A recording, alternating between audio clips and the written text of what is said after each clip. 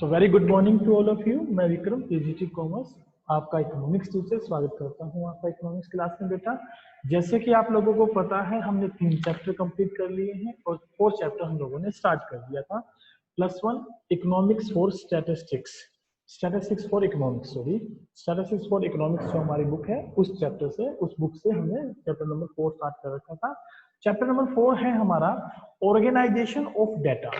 And in this chapter, what we have discussed till now, that we have discussed about the meaning of organization and classification of data.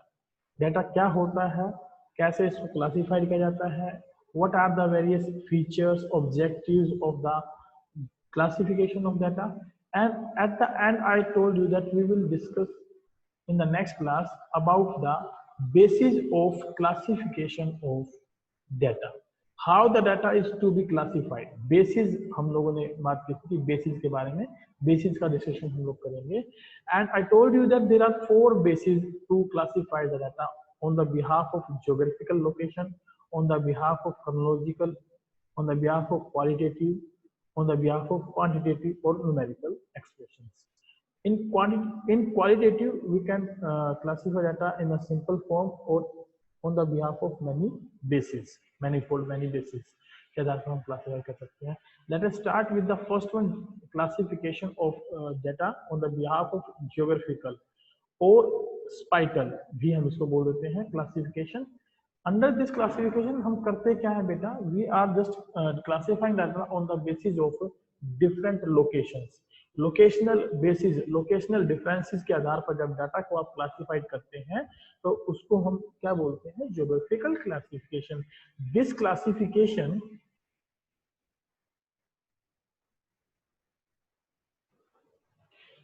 This classification of data is based on geographical or locational differences of data. To illustrate, data relating to number of firms producing bicycles in India would be classified as under.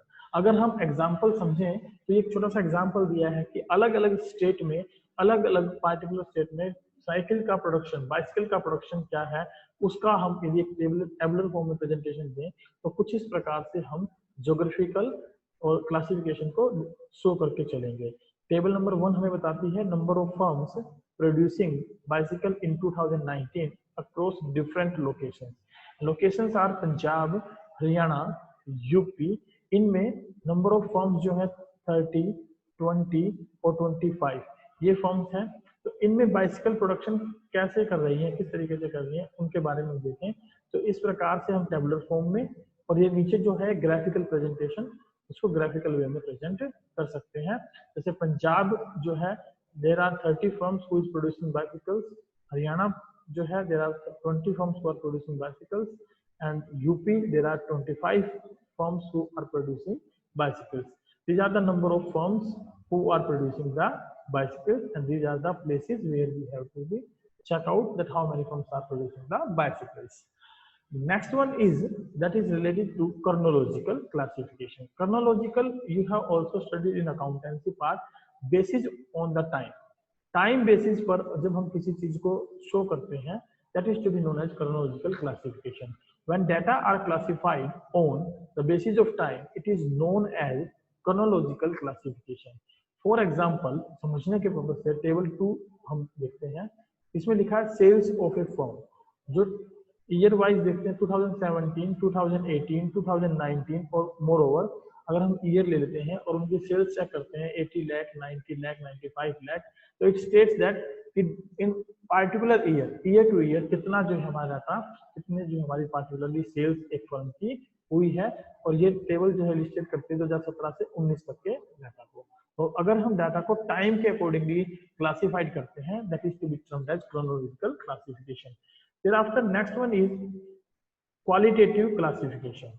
उससे पहले एक छोटा सा table दिया है, इस table को देखते हैं क्या लिखा है। इस टेबल में लिखा है principal difference. Principal difference standing for, principal difference होता क्या है बेसिकली बेटा, प्रिंसिपल डिफरेंस का मतलब होता है कि जो मेन डिफरेंस है geographical classification and chronological classification के बीच में। तो ज्योग्राफिकल क्लासिफिकेशंस में तो हम डाटा को प्रेजेंट करते हैं different classes corresponding to different geographical locations. के बिहाफ पे। और क्रोनोलॉजिकल जो क्लासिफिकेशन होता है उसमें डाटा क्लासिफाइड किया जाता है on the basis of the different time intervals. Different time intervals में हम लोग क्या करते हैं, क्लासिफाई करके चलते हैं। चलिए नेक्स्ट वन हम देखते हैं। नेक्स्ट वन है हमारा दैट इज क्वालिटेटिव क्लासिफिकेशन। अगर हम बात करें क्वालिटेटिव, तो सिंपली क्वालिटेटिव का मतलब होता है quality based, characteristics, attribute based. अगर किसी डाटा को हम उसके एट्रीब्यूट्स के अकॉर्डिंगली क्लासिफाई करते हैं, that is to be termed as qualitative classification. This classification is according to qualitative or qualities or attributes of data.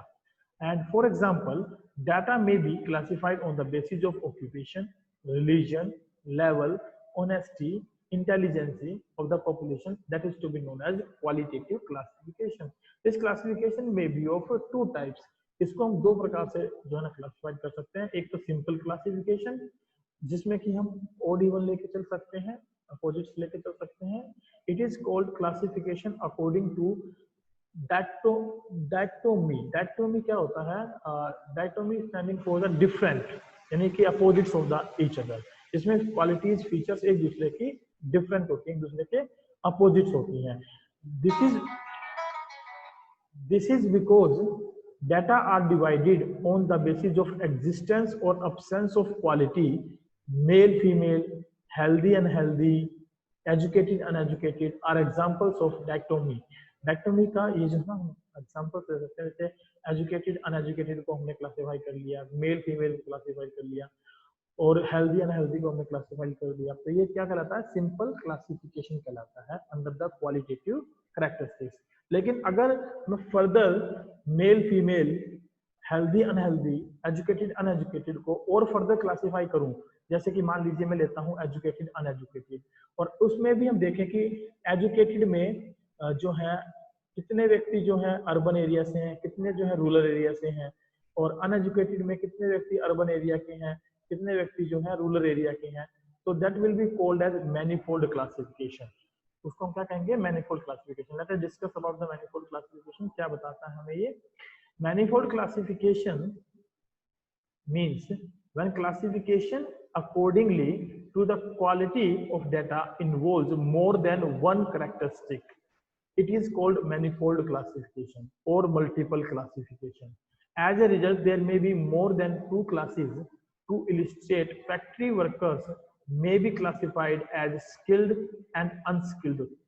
These may be further classified as literate and illiterate, and still further a rural or urban. The classification may take the following form. यानी कि data को हम different qualities के base पे, different characters के base पे classified करते हैं, तो उसको बोलते हैं मैनीफोल्ड क्लासिफिकेशन। और ये क्लासिफिकेशन कुछ इस तरीके से दिखाई देगा। Classification of factory workers, an example of manifold qualitative classification, that is हमने वर्कर्स को डिस्ट्रीब्यूट किया स्किल्ड अनस्किल्ड के बेसिस पर। देयर आफ्टर हमने उनको फर्दर क्लासिफाइड किया, पढ़े लिखे कितने हैं, अनपढ़ कितने हैं, और अनस्किल्ड में पढ़े लिखे कितने हैं और अनपढ़ कितने हैं। फिर हमने देखा कि गांव से कितने हैं और शहर से कितने हैं। ऐसे ही अनएजुकेटेड इलिटरेट पर्सन में गांव के कितने हैं, शहर के कितने हैं। ऐसे ही अनस्किल्ड में गांव से कितने हैं, शहर से कितने हैं, गांव से कितने और शहर से कितने हैं। This type of classification is to be known as manifold qualitative classification. Note, एक छोटा सा नोट दिया है, इसको समझे क्या है। In qualitative classification, data are classified on the basis of phenomena like honesty and beauty. It means जिसको हम क्वालिटी बेस पर डिटरमाइन करें, क्वालिटी बेस पर क्लासिफाइड करें, ना कि क्वांटिटी बेस पर। यानी कि अगर डाटा को आप न्यूमेरिकली एक्सप्लेन नहीं कर पा रहे हैं, तो that is to be known as qualitative classification, which is not measurable or which cannot be expressed in the terms of quantitative units like 2, 3, 4. It mean जब डाटा को आप क्वांटिटेटिव यूनिट्स में कन्वर्ट नहीं कर पाते हैं, प्रेजेंट नहीं कर पाते हैं, then only we will call it as qualitative classification. और इसके विपरीत क्वांटिटेटिव यूनिट्स क्या होती हैं? क्वांटिटेटिव क्लासिफिकेशन क्या होगा? जब डाटा को आप न्यूमेरिकली एक्सप्रेस कर पाए, उसे हम कहेंगे quantitative classification of data. Next हमारा यही है, क्वांटिटेटिव और न्यूमेरिकल क्लासिफिकेशन ऑफ डाटा। अब इसको हम अगर समझें तो हमने पहले ही डिस्कशन कर लिया कि डाटा को न्यूमेरिकली वैल्यूज के बेस पर हम यदि एक्सप्लेन करते हैं, क्लासिफाइड करते हैं, classification is done on the basis of numerical values is called numerical classification or quantitative classification. A number of classes are framed keeping in view the lowest and highest values as well as the range of values in a data. Each class of a set of data refers to a phenomena like wages, profits in automobile industry which can be expressed in figures like Indian rupees, dollars, etc. Table third जो है हमारी इसी बात को illustrate करती है, example के through बताती है कि कैसे हम डाटा को क्वांटिटेटिव डाटा में कन्वर्ट कर सकते हैं। देखिए यहाँ टेबल थर्ड बताती है there is an annual profit of small scale firm in state of UP. UP के अंदर जो स्मॉल स्केल स्टेट्स हैं, स्मॉल स्केल फर्म्स हैं, उनका एक एनुअल प्रॉफिट का हमने डाटा उठाया जो कि हाइपोथेटिकल डाटा है, यानी कि अज्यूम्ड डाटा है, जस्ट फॉर एन इलिस्ट्रेशन, केवल समझने के पर्पज से कि क्वांटिटेटिव क्लासिफिकेशन होता क्या है। There are annual profits and there are number of firms, कि हमारे पास जो एनुअल प्रॉफिट्स हैं उतना प्रॉफिट कितनी कितनी फर्म्स अर्न कर रही हैं। 0 रुपए से लेके 1 लाख रुपए तक का प्रॉफिट कमाने वाली 5 फर्म है यूपी के अंदर जो स्मॉल स्केल बिजनेस में इन्वॉल्व है। 1 लाख से 2 लाख प्रॉफिट कमाने वाली 150 फर्म्स हैं, 2 लाख से 3 लाख प्रॉफिट कमाने वाली 1500 फर्म है, 3 लाख से 4 लाख प्रॉफिट कमाने वाली 800 फर्म है, 4 लाख से 5 लाख प्रॉफिट कमाने वाली 400 फर्म है और 5 लाख से ज्यादा प्रॉफिट कमाने वाली 200 फर्म है। तो from the above table what we have clear, हमें इससे ये क्लियर हुआ है कि जो डाटा होता है उसको यदि न्यूमेरिकल टर्म्स में आप एक्सप्लेन कर पाए तो उसको क्वांटिटेटिव क्लासिफिकेशन के नाम से जानते हैं। In the above classification profit is the phenomena under study, it is quantifiable phenomena, hence it is called as quantitative classification of data. Quantifiable standing for which can be converted into numbers, जो कि number के तौर पर present किया जा सके, number के तौर पर बताया जा सके, जिसको हम क्वांटिफाइबल के नाम से जानते हैं। It is important to note that phenomena under study like profit in the above illustration assume different values over time or across different regions. When a phenomena assumes different values, these values are known as variables. उन values को हम variables के नाम से जानते हैं। Next class जो हमारी होगी वो variable पर ही होगी।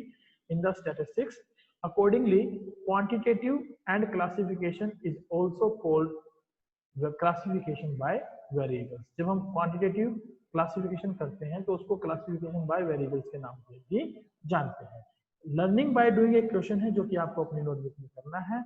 क्वेश्चन है identify 10 important objects that impact your environment and classify them as living and non-living.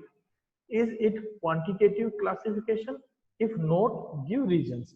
हमने यहाँ 10 इंपॉर्टेंट ऑब्जेक्ट उठाने हैं अपने आसपास के इन्वायरमेंट से। आप किसी को भी उठा लें बेटा, फैक्ट्रीज हैं, स्कूल्स हैं, एनिमल्स हैं, बर्ड्स हैं, ह्यूमन बीइंग्स हैं, या जो है आपका फर्नीचर है, या फिर मोबाइल फोन्स हैं, तो ये सब चीजें आप वहां से उठा सकते हैं और उनकी 10 आइटम्स की आप एक लिस्ट बनाएं और उन आइटम्स में से देखें कितने लिविंग ऑर्गेनिज्म आपने लिए, कितने नॉन लिविंग ऑर्गेनिज्म आपने लिए। तो ये तो हो गया क्लासिफिकेशन।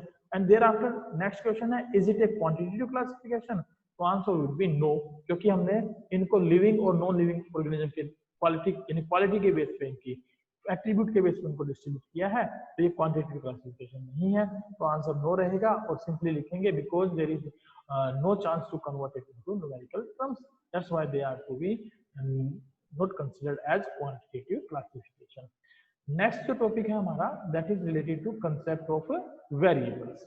आइए समझते हैं concept of variables में variables होते क्या हैं। जैसे कि हमने ऊपर बात की, variables का मतलब होता है the statistical value which varies according to the numbers, according to the times, according to the situations, उसको हम variables के नाम से जानते हैं। variable मतलब which is changeable, जो जिसमें बदलाव किया जाता है, जिसमें बदलाव आ सके।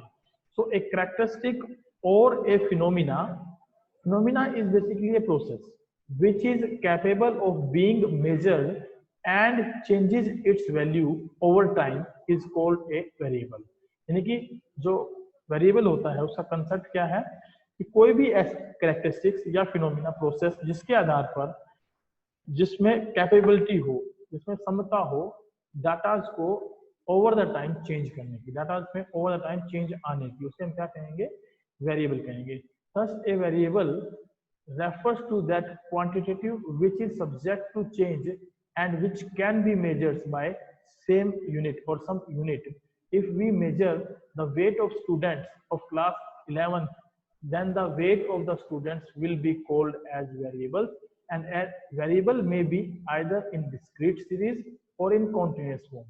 डिस्क्रीट और कॉन्टिन्यूस, ये दो प्रकार की हमारे पास जो फॉर्म हो सकती है डाटा को, वेरिएबल को प्रेजेंट करने की। जब मैं बात करता हूँ डिस्क्रीट फॉर्म की बेटा, डिस्क्रीट फॉर्म की, तो it is basically continuous numbers, there can be a jump like 1 2 5 7 8 10, this is called discrete.